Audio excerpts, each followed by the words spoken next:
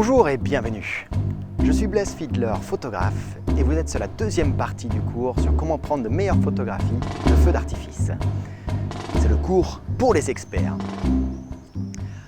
Alors, la première partie, c'est comprendre l'exposition de votre feu d'artifice. Il y a deux composantes quand vous prenez une photo de feu d'artifice. Il y a évidemment le feu d'artifice lui-même et la lumière ambiante. Donc le ciel ou tout ce que vous aurez en train de photographier au premier plan comme des monuments ou la mer ou l'éclairage urbain. Là, comme quand on fait du studio de rue, où il y a l'éclairage au flash et l'éclairage ambiante, on est un peu dans la même configuration. Donc l'éclairage de votre feu d'artifice est géré par l'ISO que vous avez choisi et le diaphragme, et pas du tout ou très peu par le temps d'obturation. De l'autre côté, tout ce qui est l'éclairage ambiant est influencé par les trois facteurs de l'exposition classique, c'est-à-dire l'ISO, le diaphragme et la vitesse. Ce qui veut dire concrètement que quand vous prenez vos premières photos, disons que vous êtes sur bulb, comme on a dit, autour de 4 secondes à f11, et vous regardez et vous voyez que votre photo n'est pas assez exposée, eh bien, ce n'est pas tellement sur la durée d'obturation qu'il va falloir influencer, mais c'est sur le diaphragme. Là, si votre photo, vous ne la trouviez pas assez exposée, ce n'est que le feu d'artifice n'était pas assez exposé, eh bien, il faut ouvrir votre diaphragme un petit peu plus ou monter votre ISO un petit peu afin de trouver plus d'exposition et un feu d'artifice qui est plus brillant. Maintenant, pour rendre ça un petit peu plus compliqué, ce qu'il faut comprendre aussi, c'est que les couleurs du feu d'artifice ont une grande influence sur la luminosité. Les feux qui vont être rouges, verts et blancs sont les feux d'artifice les plus lumineux. Le violet, le bleu est typiquement beaucoup moins lumineux, et alors les feux d'artifice dorés sont les moins lumineux.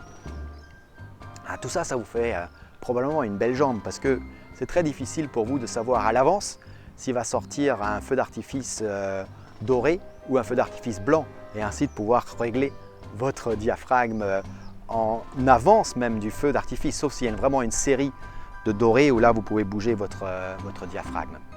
Donc finalement le vecteur qui va être le plus facile à utiliser, c'est quand même la vitesse d'obturation.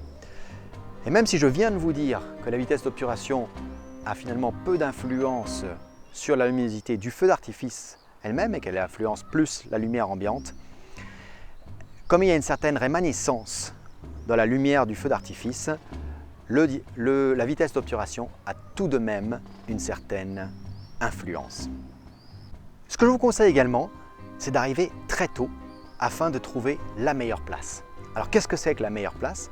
Si vous êtes en bord de mer, c'est évidemment tout près de la mer. C'est magnifique, un feu d'artifice qui se reflète sur la mer, et vous ne voulez pas avoir quelqu'un entre vous et la mer. Donc arrivez tôt, et il n'y a rien de mieux pour sécuriser votre place. Vous vous installez, vous prenez un ruban de chantier que vous détachez et que vous mettez autour de vous.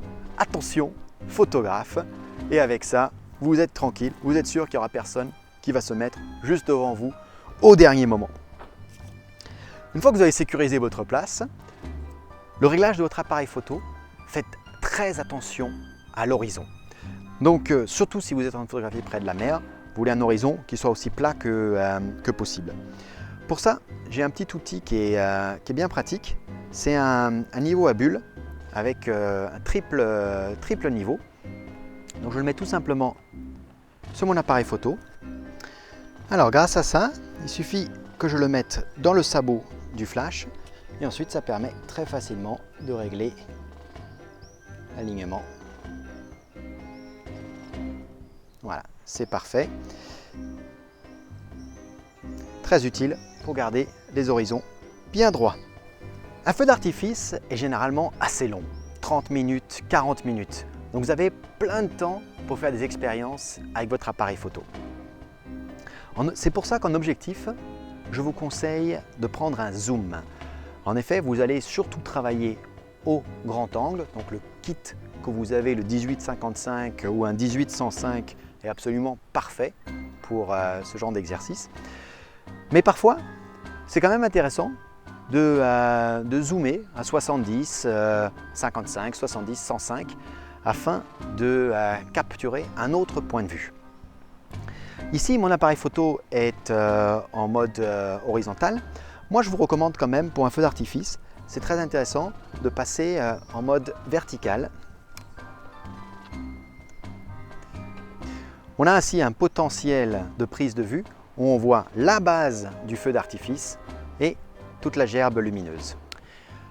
Mon dernier conseil de ce cours, c'est d'essayer de combiner plusieurs gerbes lumineuses sur la même photo.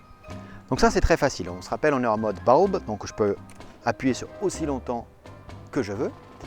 Par contre, le problème, c'est que si je reste appuyé pendant 2 minutes, la lumière ambiante va commencer à devenir de plus en plus présente. C'est pour ça qu'il y a une astuce qui s'appelle l'astuce du chapeau. Je n'ai pas de chapeau sur moi, mais imaginez que j'en ai un. Donc là, l'astuce du chapeau consiste à vous commencer le déclenchement, le premier feu d'artifice se met en marche, le feu d'artifice, le premier vient de s'arrêter, la première gerbe, vous prenez votre chapeau, vous le mettez devant votre appareil photo. Vous attendez le deuxième feu d'artifice et là, vous enlevez votre chapeau et quand c'est fini, vous arrêtez le déclenchement. Voilà, c'est la fin de mon deuxième cours sur comment prendre de meilleures photographies de feux d'artifice. Je suis Blaise Fiedler, photographe. On se retrouve le 14 juillet ou alors on se retrouve tout de suite après pour le troisième cours niveau professionnel sur comment prendre de meilleures photographies de feux d'artifice. À bientôt!